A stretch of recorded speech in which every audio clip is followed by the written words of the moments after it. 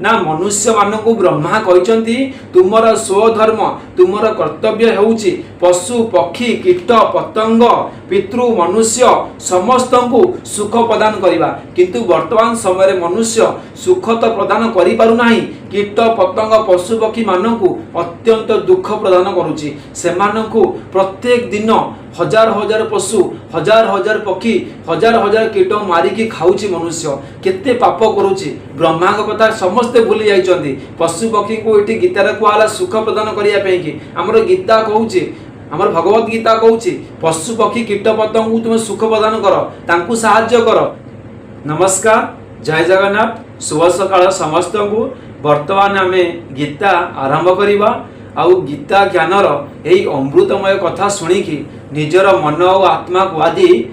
पवित्र करवा। देखंतु आज मो पाखरे गीता ज्ञान रे अछि गीता ज्ञानर तृतीय अध्यायर 11 नंबर श्लोक तो आज मु आपन को 11 नंबर श्लोक सुनेबी आउ सही 11 नंबर श्लोक रे कौन व्याख्या करा जायछि ताकू मध्यम बुझेबी भगवान श्री कृष्ण अर्जुन को जो कथा कहउचंती सही कथा आमे मध्यम सुनुचंती आज आमे गीता सुनिबा गीता पढ़िबा आउ हमर आत्मा को तृप्त करिबा। आसंतु भगवान को कृपारु एबे गीता ज्ञान आरंभ करिबा।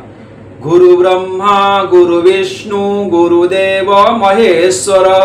गुरु साक्षात् परम ब्रह्म तस्मै श्री गुरवे नमः ओम गुरुदेवाय नमः। एबे मु आपन सामना रे 11 नंबर श्लोक पढुची सुनंतु। देवान् भावयतानेन ते देवा भावयन्तु वः परस्परं भावयन्तः श्रेय परम वापस्यथ। देखंतु ये जो श्लोक कुहा गला आज्ञा आर टिके शब्दर माने फास्ट बुझिबा तापर आमे व्याख्या को जीवा कोन कहैछि ना अन्यन अन्यन अर्थ होछि एही यज्ञ द्वारा देवान देवान अर्थ होछि देवता माननको भावयत भावयत अर्थ होछि उन्नत कर ये सब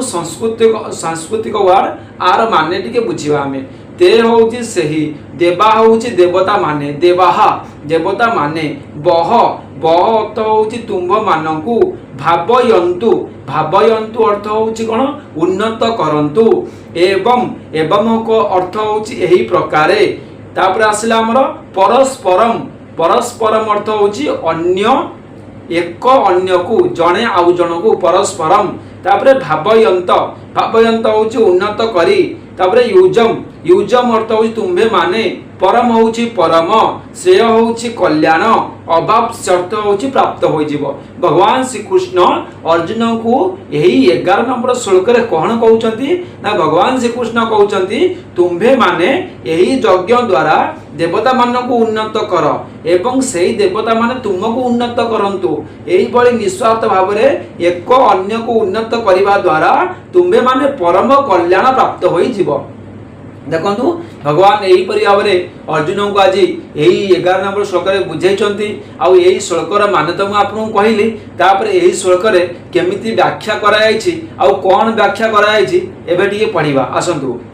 ना प्रश्न आसिला अन्यन पद एठारे कहार वाचक एवं एहा द्वारा देवता मान को उन्नत करने को कहले कौन बुझाए। देखंतु ना अन्यन पद हेउची जेउ विषय रे यही प्रकरण चली से स्वधर्म रूपक यज्ञवाचक किंतु एठारे जो यज्ञ रे वेद मंत्र द्वारा देवता मान को हविष्य दिया जाए ताहाको उपलक्षण करी स्वधर्म पालन रूपक यज्ञ निश्चित भाव में करवा उचित बोली प्रतिपादन करा जाउछि। तेणु उपलक्ष्य रूपक एहाको हवन रूपक यज्ञ वाचक बोली बुझिबा उचित एवं यही हवन रूपक यज्ञ द्वारा देवता मान को हवि प्रदान करी पुष्ट करिबा। देखो यज्ञ रे जो हवन दिया जाए हवन अर्थ होछि कोन जो ओम स्वाहा जो कुआ जाए सब देवता को नाम धरिकी से देवता को हविष्य दिया जाए देवता को पुष्ट करा जाए। तापरे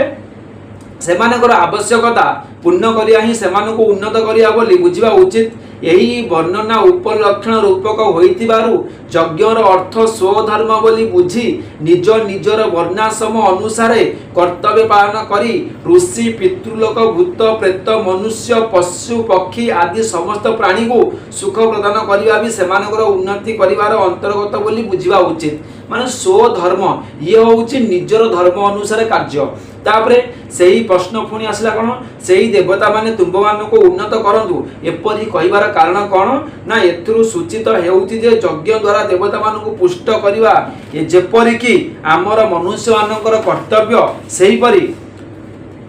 सेहीपरि सेमानकर उन्नति करिवा सेहीपरि देवता मानकर कर्तव्य। तेणु सेमाननको मध्य प्रजापति ब्रह्मांकर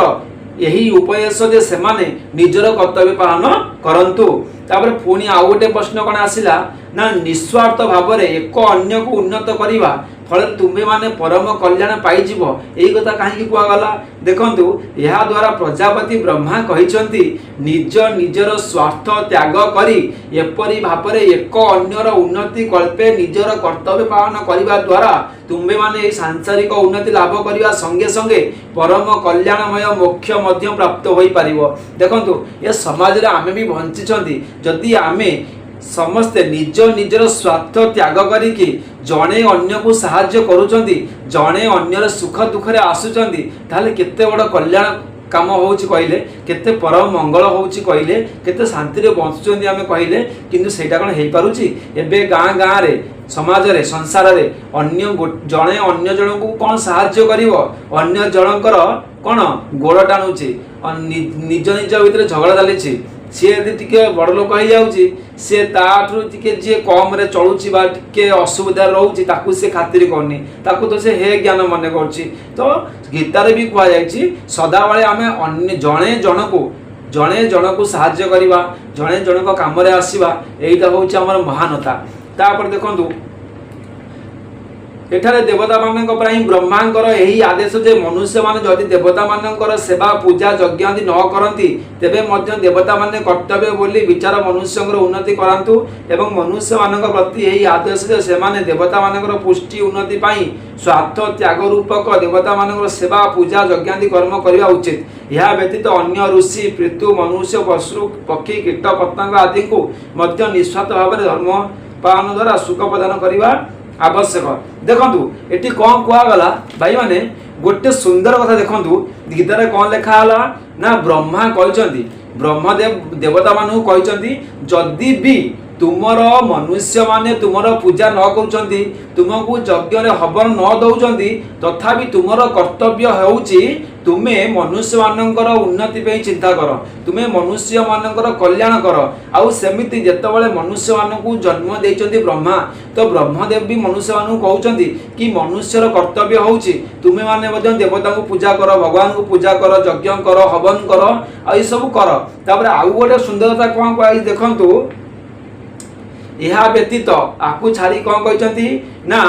अन्य ऋषि पितृ मनुष्य पशु पक्षी कीट पतंग आदि को मध्य निस्वार्थ भाव में स्वधर्म पालन द्वारा सुख प्रदान करने आवश्यक। आमर मनुष्य मान को ब्रह्मा कहले कीट पतंग पशु पक्षी समस्त को स्वधर्म अनुसार सुख प्रदान करने उचित किंतु वर्तमान मनीष माने कीट पतंग पशु पक्षी को सुख कौन प्रदान करिवे आज्ञा कीट पतंग पशु पक्षी को मारिकी मनुष्य तार आहार करुची तार भोजन करुची किंतु जो मनुष्य माने कहउचंती को शास्त्र पुराण में लिखा है कि आमे आमिष भक्षण करवा उचित नुहे आमे पशु मारी खाइबा उचित नुहे आमको देखाओ से मानू देखई देबे आज्ञा मु गोटे कथा कहूची से मानू देखई देबे गीता बहिर पूरा पृष्ठा नंबर मु कहूची आपन को गीता बहिर 162 नंबर पृष्ठा तृतीय अध्याय 11 नंबर श्लोक रे आपण पढ़िबे लेखा आइछि शेष रे ना मनुष्य मानकु ब्रह्मा कहिसंती तुमर स्वधर्म तुमर कर्तव्य हेउछि पशु पक्षी कीट पतंग पितृ मनुष्य समस्त को सुख प्रदान करिबा किंतु वर्तमान समय रे मनुष्य सुख तो प्रदान करि पारु नाही